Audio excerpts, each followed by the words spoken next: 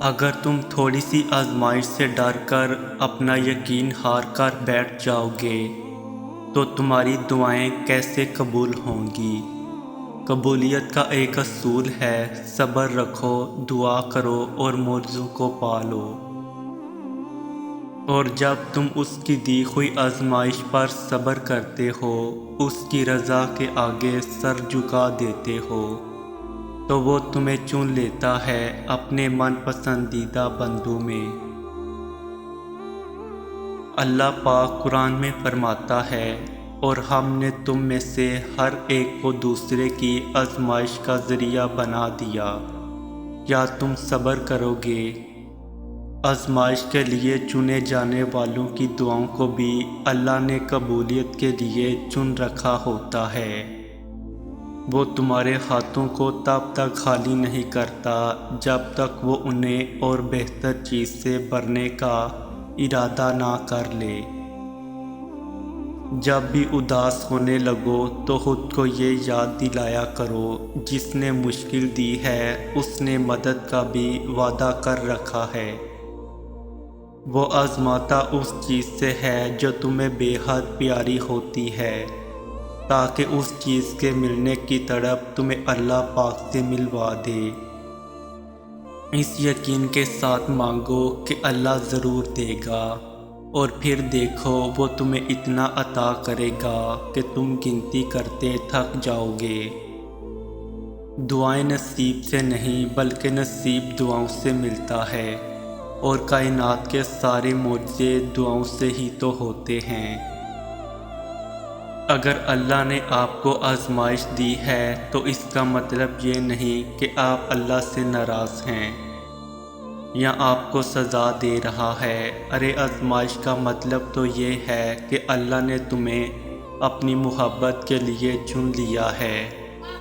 آپ یہ کیوں نہیں سوچتے کہ اگر اللہ کو سزا ہی دینی ہوتی تو وہ پھر آزمائش سے نکالتا ہی کیوں؟ یہ بات سچ ہے، آزمائش میں ڈالنے والا اللہ ہے تو آزمائش سے نکالنے والا بھی وہی رب ہے۔ آزمائش بظاہر تو ایک لفظ ہے، لیکن دراصل یہ رب سے جڑ جانے کا ذریعہ ہے۔ نہ جانے اس وقت کن لوگوں پر اللہ کی آزمائش ہو، لیکن یقین کرو ایک بار آزمائش سے ہارنے کے بجائے اٹھنا سیکھو۔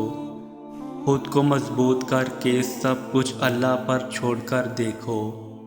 حقیقت کو تسلیم کر کے اللہ کے کن پر یقین رکھ کر توکل کر کے دیکھو، پھر دیکھنا کیسے روح کے اندر تک سکون ہی سکون بھر جائے گا۔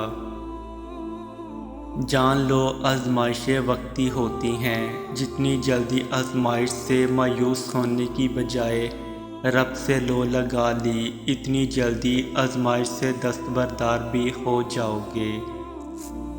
ایک بات ہمیشہ یاد رکھو، ہزاروں مسائل کا ایک حل ہے، وہ ہے توکل۔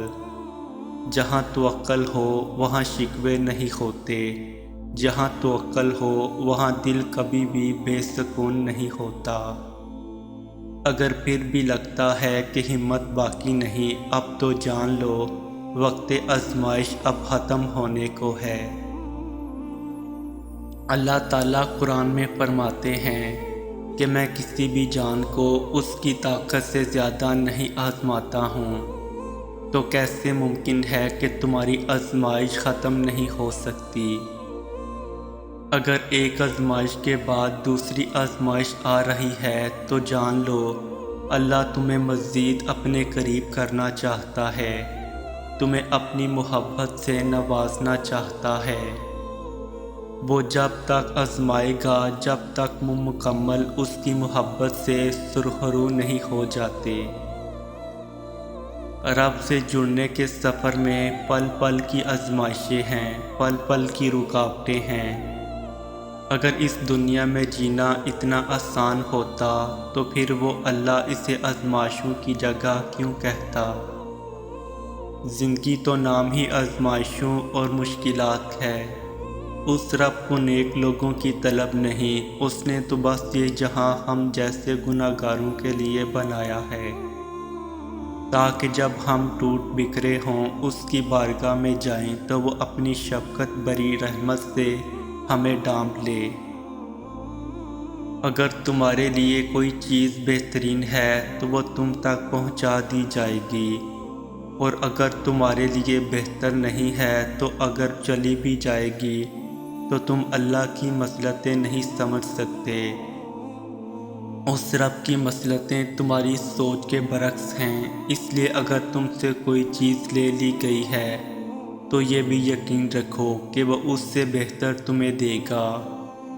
تم بس ہر حال میں اس کا شکر ادا کیا کرو اور اپنے نصیب کی بہتری مانگا کرو، کیونکہ بے شک وہی بہتر جاننے والا ہے۔ اللہ تعالیٰ تو تمہارے لیے وہ دروازے بھی کھول دیتا ہے جس کا نہ تمہیں گمان ہوتا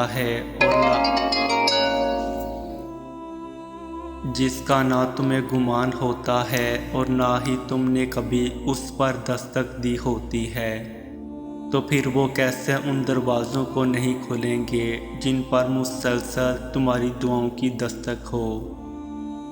تو بس صبر کرو اور انتظار کرو، کیونکہ وہ کوئی نہ کوئی راستہ ضرور نکال دیتے ہیں۔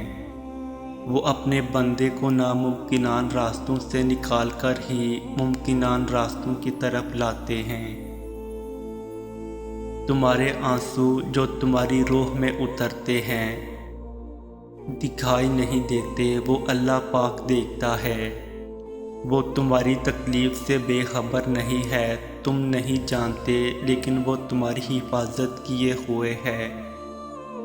ہر طوفان بربادی لے کر نہیں آتا، جیسے نوح علیہ السلام کے لیے طوفان ہار نہیں بلکہ جیت لایا تھا، ویسے ہی تمہاری آزمائش تمہاری جیت بن جائے گی۔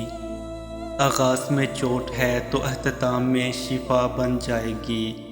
وہ تمہیں ایسے نوازے گا کہ نمازوں میں تمہارے گرنے والے آنسو اللہ کی رحمت پر حیران ہو جائیں گے۔ اللہ چن لیتا ہے اس کو جو اسے چن لیتا ہے، عشق والوں کو اپنی راہ میں قربان ہونے کے لیے چن لیتا ہے، عام سے خاص بنانے کے لیے چن لیتا ہے، صبر کرنے والوں کو اپنی آزمائشوں کے لیے چن لیتا ہے، انا والوں کو ناشکری میں رہنے کے لیے چن لیتا ہے، بھٹکنے والوں کو واپس لانے کے لیے چن لیتا ہے۔ ایسا خوبصورت تعلق جو ممکن کا اپنے رب کے ساتھ ہے،